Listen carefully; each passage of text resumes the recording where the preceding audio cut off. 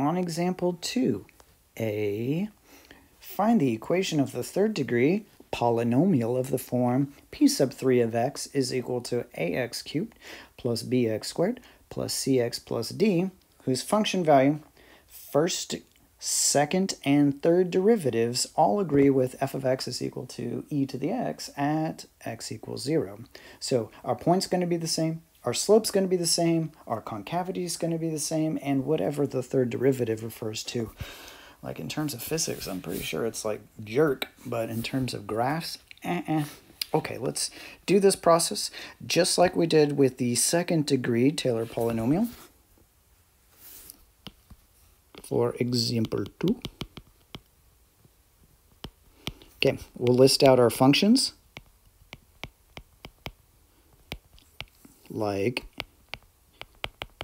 e to the x equals, f to the x equals e to the x. Our function values, like f of 0 is equal to still 1. And then the part that we really care about here is our polynomial. So this time it's p sub 3 of x is equal to ax to the third plus bx squared plus cx plus d. All right, and then we will plug in our function value of 0 here.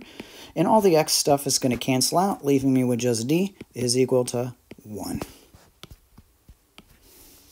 All right, let's do the first derivative, which is still e to the x, and plug in our function value, which is still 1. However, here's the new part. Find the first derivative of our cubic equation. It's 3ax squared plus 2bx plus c. And then whenever we plug in 0 into that polynomial, again, all the x stuff is going to cancel. I get c is equal to 1 again. Wow, those numbers are looking really familiar. Second derivative is going to change. It's gotta, right? It's just gotta change. And then plug in 0 in the second derivative, still going to get 1.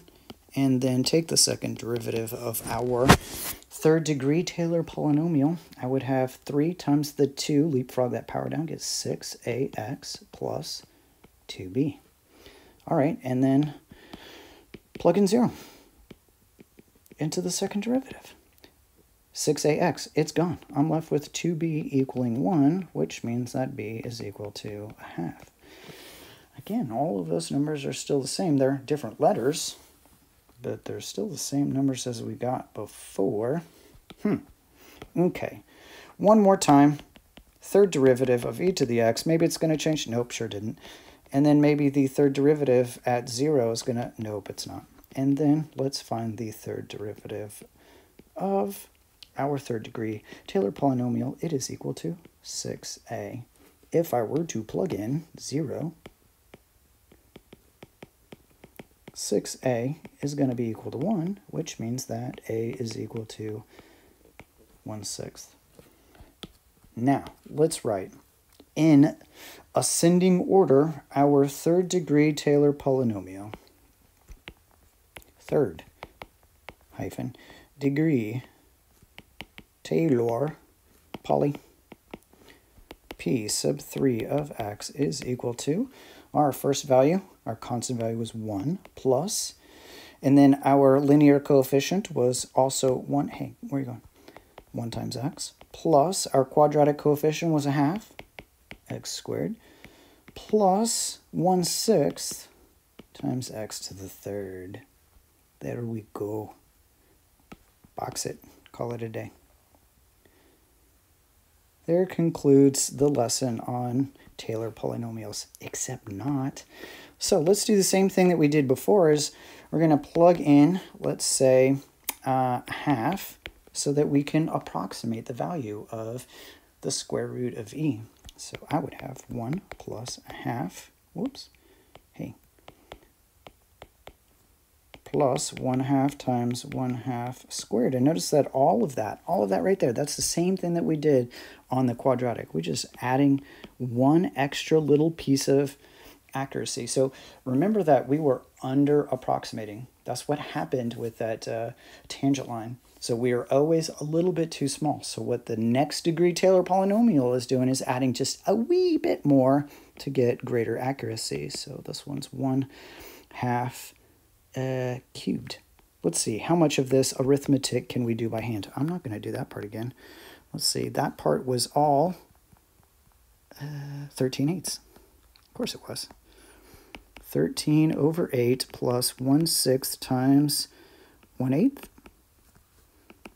13/8 plus 1/48.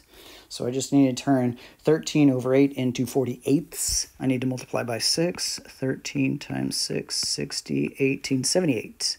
Plus one more is 79/48. Calculator time. Let's see how far that is from the actual value of the square root of e. So we've got, let's just plug this thing in here first. So 79, I think it was, divided by, let me just double check that, I don't remember. Yeah, okay. Over 48. Approximate that thing. Okay, there we go. The number's looking pretty familiar there, and then I'm going to take e to the 0.5 and then subtract, no. Get out of the exponent. And then subtract that answer, which is like right here. And then let's approximate that one. Let's approximate that one. There we go. 0.00288. So you can see definitely small. It is much smaller than it was, like maybe by a factor of 10 or something like that, from what we had from our first approximation. Okay, but the observant among you should have noticed a couple of things. Well, first of all, before we even move on, let's take a look at what that cubic equation looks like. Yeah, so over here on the left-hand side, you can see, of course, that it eventually does cross. Well, it crosses the tangent line. That's not that big of a deal, but it is really, really inaccurate over here, right? But over here, it's accurate for far longer than either the green quadratic or the red tangent line. Okay, now going back to our equations, didn't some of them match up? Like think of our tangent line, think of our tangent quadratic, and then our cubic. Didn't they have a lot of properties in common, right? So the only thing that changed about ours was the next term, was the cubic term. The 0 degree, the first degree, and the second degree, those were all the same. So we're getting closer and closer to refining the technique that we're going to use in order to find ourselves a Taylor polynomial in general. Because like this process, even though it's not too difficult, it's just sorta tedious. All right, so whenever we come back, we're going to do it one more time. We did first degree, second degree, third degree.